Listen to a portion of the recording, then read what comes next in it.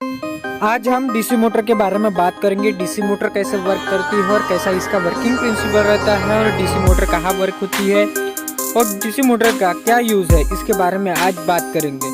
ऐसे ही वीडियो देखने के लिए लाइक एंड सब्सक्राइब करिए। लाइक एंड सब्सक्राइब के लिए धन्यवाद। लाइक एंड सब्सक्राइब कर दो। अगर हम डीसी मोटर के बारे में बात करें तो जो डीसी मोटर रहती है, मेनली जो आप इलेक्ट्रिक व्हीकल्स है उसमें देख सकते हो, ये बहुत ही यूज़फुल रहते हैं। लेकिन जो डीसी मोटर रहती है वो यूज़ नहीं की जाती, उसमें BLDC मोटर यूज़ की जाती है। BLDC मोटर ऐसी रहती है कि उसका मीनिंग है, BLDC का मतलब है ब्रशलेस मोटर। ये डीसी मोटर रहती है, इसमें ब्रश का यूज़ नहीं किया जाता क्योंकि जो डीसी सप्लाई रहता है वो सीधा चलता है। वो आप उसकी डायग्राम देख सकते हो। इसमें कैसा रहता है, जो डीसी सप्लाई रहता है सीधे चलता है, उसको मतलब ऊपर नीचे होने के कारण उसमें डीसी सप्लाई को अपन कट ऑफ नहीं कर सकते और मैग्नेटिक फील्ड उसकी बदल नहीं सकते। उसकी वजह से जो BLDC मोटर रहती है उसमें एक कंट्रोलर यूज़ किया जाता है। उसकी वजह से वो ऑपरेट होती है, क्योंकि उसमें अगर कंट्रोलर यूज़ नहीं करेंगे तो वो मोटर चल ही नहीं पाती, क्योंकि मैग्नेट उसके पोल बदलता नहीं और मैग्नेट साउथ और नॉर्थ की पोल धकेलता नहीं। उसकी वजह से अपने को कंट्रोलर यूज़ करना पड़ता है। इसकी वजह से अपनी मोटर चल पाती है। और दूसरी मोटर आती है डीसी मोटर, मतलब जो अपने इसमें देख सकते हो, जो छोटी मोटर आती है अपने यहाँ, जो बैटरी पे चलने वाली मोटर रहती है, सेल्फ रहती है, उसमें डीसी मोटर का यूज़ किया जाता है।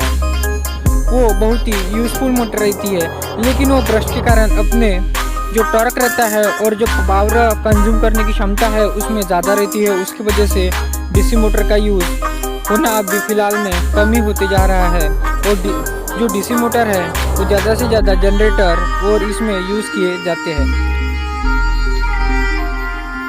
अगर हम डीसी मोटर के वर्किंग प्रिंसिपल के बारे में बात करें और उसके कंस्ट्रक्शन के बारे में बात करें जो मोटर का, तो उसमें कैसा रहता है, जो डीसी मोटर रहती है उसमें ब्रश लगे रहते हैं और आर्मेचर और परमानेंट मैग्नेट। कोई कोई मोटर में परमानेंट मैग्नेट रहता है और उसकी वजह से अपनी मोटर वर्क कर पाती है। जो अपने ब्रश रहते हैं वो आर्मेचर से कनेक्टेड रहते हैं, तो उसकी वजह से अपनी मोटर घूम पाती है और वर्क कर पाती है। उसमें जो परमानेंट मैग्नेट रहते हैं वो बहुत ही यूज़फुल, उसकी वजह से जो परमानेंट मैग्नेट रहते हैं उसकी वजह से वर्क कर पाती है। और मेन काम रहता है उस मोटर में ब्रश और आर्मेचर का। जो आर्मेचर एक मेक की तरफ धकेलता है और पावर जो है ब्रश वो कटअप करके वो आगे की तरफ मतलब मैग्नेटिक फील्ड कंप्लीट कर लेता है। उसकी वजह से अपनी मोटर चल पाती है और बहुत ही यूज़फुल रहती है ये डीसी मोटर। पुराने लोकोमोटिव में डीसी मोटर का ही यूज़ किया जाता था।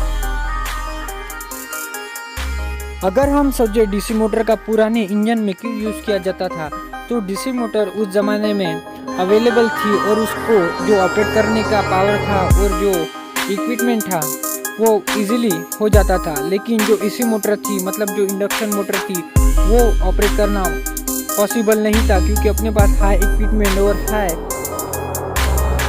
टेक्नोलॉजी नहीं थी। उसकी वजह से इंडक्शन मोटर को हम ट्रेन में यूज़ नहीं कर सकते थे।